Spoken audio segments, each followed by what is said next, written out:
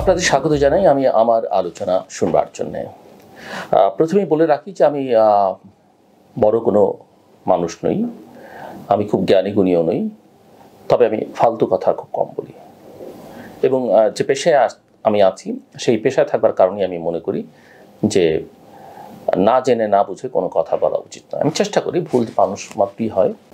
একটা আলোচনা আমরা প্রায়শই এখন শুনছি যে সরকার অনেক বেশি দিন ক্ষমতায় থাকতে চাইছে, বর্তমান সরকার কেউ কেউ অন্তত সরকারের ভেতরকার চাইছেন, আবার কেউ কেউ বলছেন যে না ডিসেম্বরের মধ্যে নির্বাচন করতে হবে, সেটা তাদের দাবি বা আকাঙ্ক্ষা।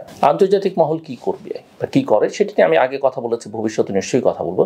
তবে একটা তথ্য আপনাদের জানিয়ে রাখি, এটা কোথাও প্রকাশিত হয়নি, তবে জাতিসংঘ মহাসচিব অ্যান্তোনিও গুতেরেস তার সাম্প্রতিককালে বাংলাদেশ সফরকালে বাংলাদেশের শীর্ষকর্তা ব্যক্তিদেরকে আকারে ইঙ্গিতে এই তথ্যটা জানিয়ে গেছেন যে এই ধরনের অন্তর্বর্তীকালীন সরকারের দীর্ঘকাল থাকবার, ক্ষমতায় থাকবার চেষ্টাটা ঝুঁকিপূর্ণ। আমার মনে হয় এই বার্তার মধ্য থেকে অনেক কিছু স্পষ্ট।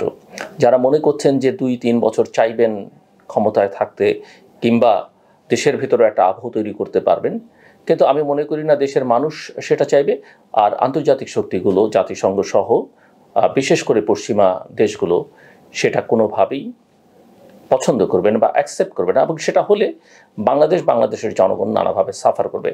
আমি মনে করি যে জাতিসংঘ মহাসচিবের এই প্রত্যক্ষ বা পরোক্ষ বার্তার মধ্যে অনেক কথার ইঙ্গিত আছে। আসুন আমরা তাকাই কোন অবস্থার মধ্য দিয়ে দেশ চলছে। এগুলো বললে অনেকে ক্ষিপ্ত হন, সামাজিক যোগাযোগ মাধ্যমে আমাদেরকে বকাবকি করেন, কিন্তু বাস্তবতাটা কি? আপনি শেখ হাসিনার আমলে সমালোচনা করতে পারতেন না, আমরা পারতাম না, অনেক সাফার করেছি, বহু মানুষ জীবন দিয়েছেন, কিন্তু ওই যে কথা বলতে পারতাম না, সেটার জন্য আমাদের কষ্ট ছিল, দুঃখ ছিল, ক্ষোভ ছিল, এবং আমরা কথা বলতাম বলে আমাদেরকে জামাত, বিএনপি এই নানা ট্যাগের আমাদের সঙ্গে নানান ট্যাগ লাগিয়ে দেওয়া হতো। আজকেও একই অবস্থা। বর্তমান সরকারের সমালোচনা করলেই আমাদেরকে বা অনেককে ফ্যাসিবাদের দোসর বলা হচ্ছে, এটা বলা হচ্ছে, ওটা বলা হচ্ছে। দেশে নাকি আইনের শাসন থাকবে, আইনের শাসন প্রতিষ্ঠার চেষ্টা হচ্ছে। তাহলে মব যে এই যে মব জাস্টিস বা মবের যে মূল্য, সেটা কি?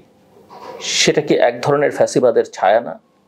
এখন এসব বিষয় নিয়ে কথা বলা যাবে না, অনেকের পছন্দ না, কিন্তু বাস্তবতা হচ্ছে যে এই চিত্রগুলো আছে এবং এই বিষয়গুলো নিয়ে আমাদের কথা বলতে হবে। 5 আগস্ট শেখ হাসিনার বিদায়ের পর থেকেই দেশের জন্য এক ধরনের মবের মূল্য শুরু হয়েছে, এবং শেখ হাসিনার শাসন ব্যবস্থাতে একটা কর্তৃত্ববাদী, একটা স্বৈরতান্ত্রিক শাসন ব্যবস্থা ছিল, সেটা নিয়ে কিন্তু আমাদের মধ্যে কোনো ভিন্ন মত নেই।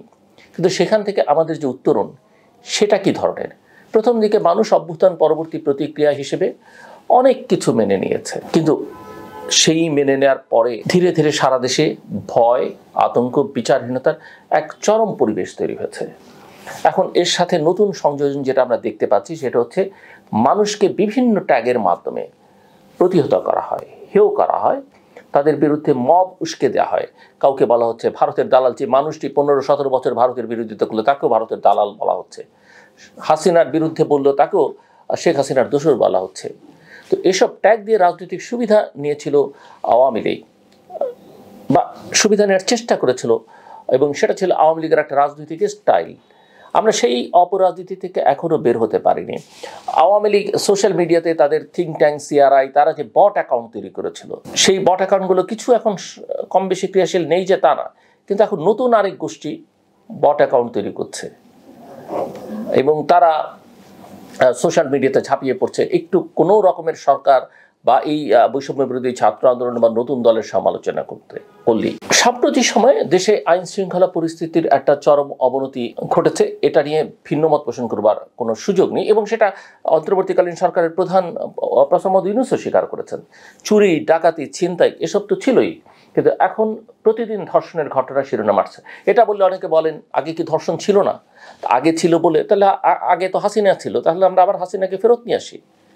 ব্যাপারটা তো এইরকমই দাঁড়ায়, আগে ছিল বলে এখনও থাকতে হবে, উন্নতিটা কোথায়? সেটাই হচ্ছে আমাদের প্রশ্ন। সম্প্রতি আপনারা জানেন যে ছোট্ট একটা শিশু আসিয়ার নির্মম ধর্ষণ এবং হত্যার ঘটনা গোটা দেশে আলোড়ন সৃষ্টি করেছে। ঘটনা অনেক ঘটে, গত 15-17 বছরে বহু মানুষ জীবন দিয়েছে, কিন্তু এক আবু সাইদের মৃত্যু গোটা দেশকে নাড়িয়ে দিয়েছে, এক মুগ্ধর মৃত্যু গোটা দেশকে নাড়িয়ে দিয়েছে। সেরকমই অনেক ধর্ষণের ঘটনা ঘটে, কিন্তু এক ইয়াসমিন বিএনপির সময় গোটা দেশে একটা তুমুল আন্দোলন তৈরি করবার সুযোগ করে দিয়েছিল। এরকম বহু ধর্ষণের ঘটনা আছে যেগুলো সারা দেশে মানুষের মধ্যে এক ধরনের সহমর্মিতা, কষ্ট, ক্ষোভ তৈরি করে। আসিয়ারটাও সেরকম। এবং এই নির্মম ধর্ষণ এবং হত্যার ঘটনা সারা দেশকে স্তম্ভিত করে দিয়েছে। প্রতিবাদে কিছু মানুষ রাস্তায় নেমে, প্রতিবাদ করবার অধিকার তো ন্যায্য হোক অন্যায্য হোক মানুষের থাকবে, থাকতেই দিতে হবে একটা গণতান্ত্রিক সমাজে। আমরা এমন প্রতিবাদ সবসময় দেখছি, এখনো দেখছি, এবং এসব প্রতিবাদ সরকারের প্রতি বার্তা দেয় যে সতর্ক হও, নিরাপত্তা দাও। এটাই হচ্ছে গণতন্ত্রের সৌন্দর্য। কিন্তু যারা যে যায় লঙ্কায় সেই হয় রাবণ, এই সৌন্দর্য কেউ চর্চা করতে চান না। আর এখন এক ভয়ঙ্কর প্রবণতা দেখা যাচ্ছে, আন্দোলন হলেই, প্রতিবাদ করলেই তাদের বিরুদ্ধে শাহবাগী ট্যাগ দেওয়া হচ্ছে, তাদেরকে বামপন্থী বানিয়ে দেওয়া হচ্ছে, সরকার বিরোধী বলা হচ্ছে, আওয়ামী লীগের দোসর বলা হচ্ছে, ভারতের দালাল বলা হচ্ছে। সামাজিক মাধ্যমে, সামাজিক যোগাযোগ মাধ্যমে এই প্রতিবাদীদের নাম, পরিচয় ও ছবি ছড়িয়ে দেওয়া হচ্ছে, তাদের জীবনকে অনিরাপদ করে তোলা হচ্ছে, নানা রকমের হুমকি দেওয়া হচ্ছে এবং তারা হুমকির মুখে পড়ছেন। এতে দেশি বিদেশি ইউটিউবার এবং ইনফ্লুয়েন্সাররাও বা প্রভাবশালীরাও ভূমিকা রাখছেন। অনেকে আবার ইউটিউবার বললে বাইন করেন, আমি দেখলাম। তাহলে আপনি কি? হ্যাঁ, আমি যদি আপনি আমাকে ইউটিউবার বলতে চান, আই ডোন্ট মাইন্ড, বাট আমার আরও অনেকগুলো আইডেন্টিটি আছে। আমি একটা টেলিভিশনে অনুষ্ঠান করি, আমি একটা থিঙ্ক ট্যাঙ্কের সঙ্গে যুক্ত, আমি লেখালেখি করি। সো আপনি তারপর যদি আমাকে ইউটিউবার বলেন, আই ডোন্ট মাইন্ড। এবং এই যে ইনফ্লুয়েন্সাররা যে কাজ করছেন বা ইউটিউবাররা, তাদের উস্কানিমূলক বক্তব্য দেশে আরও বিশৃঙ্খলা তৈরি করছে, যেটা অত্যন্ত দুঃখজনক এবং লজ্জাজনক। প্রশ্ন হচ্ছে, দেশে কি আইন নেই, বিচার নেই, আইন শৃঙ্খলা রক্ষাকারী বাহিনী নেই? রাষ্ট্র যদি মনে করে যে কেউ দেশবিরোধী চক্রান্তে লিপ্ত, তবে তার বিরুদ্ধে বা তাদের বিরুদ্ধে প্রমাণসহ ব্যবস্থা নিক। তাদের কাছে আইন শৃঙ্খলা বাহিনী আছে, গোয়েন্দা সংস্থাগুলো আছে, তারা প্রমাণাদি সহ ব্যবস্থা নিক। কিন্তু হয়রানিটা যেন না হয়, মানুষ যেন ভয়ের মধ্যে না থাকে। কিন্তু সামাজিক যোগাযোগ মাধ্যমে কোনো দল, মত বা গোষ্ঠীর বিরুদ্ধে ক্যাম্পেইন বা প্রচারণা চালিয়ে তাদের জীবনকে হুমকির মুখে ফেলে দেওয়ার অধিকার কারো নেই। আমরা দেখছি অনেক জ্ঞানীগুণী গুরুত্বপূর্ণ সরকারের সঙ্গে সংশ্লিষ্ট ব্যক্তিবর্গ প্রায়শই নানা রকমের পোস্ট দিচ্ছেন, কিছুটা শোভন আকারে তাদের পোস্টগুলো, কিন্তু তাদের নিচে যে ধরনের উস্কানিমূলক মন্তব্য তাদের সমর্থনে এবং ওই স্ট্যাটাস যার বিরুদ্ধে যাচ্ছে তার বিরুদ্ধে হচ্ছে, যিনি এই পোস্টটা দিচ্ছেন তিনি কিন্তু সেগুলোকে এডিটও করছেন না, সেগুলোকে নিয়ন্ত্রণ করবারও চেষ্টা করছেন না। আমি মনে করি মানুষের জীবনকে হুমকির মুখে ফেলে দেওয়ার এই অধিকার কারো নেই, তিনি যেই হন না কেন। এবং সরকারকে এই যে এসব ট্যাগিং রাজনীতি, তার সুবিধাভোগী মনে তো হয় তাই। কারণ এইভাবে ট্যাগিং করে আন্দোলন দমন করা, প্রতিবাদ দমন করা গেলে সরকারের জন্যই সুবিধা, তাই তো?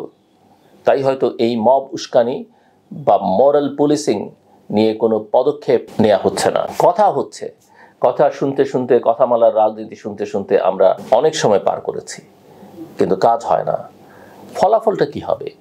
এইভাবে চলতে থাকলে, যেভাবে এখন দেশ চলছে, মানুষ আর কোনো বিষয়ে ভিন্ন মত প্রকাশ করতে পারবে না। শেখ হাসিনার আমলে যেমন অনেকে করতো না, ডিএসএ সিএসএ নানা কারণে ফেসবুকে একটা স্ট্যাটাস দিতে মানুষ ভয় পেত, সে একই অবস্থা। অধিকারের জন্য মানুষ রাস্তায় নামতে পারবে না।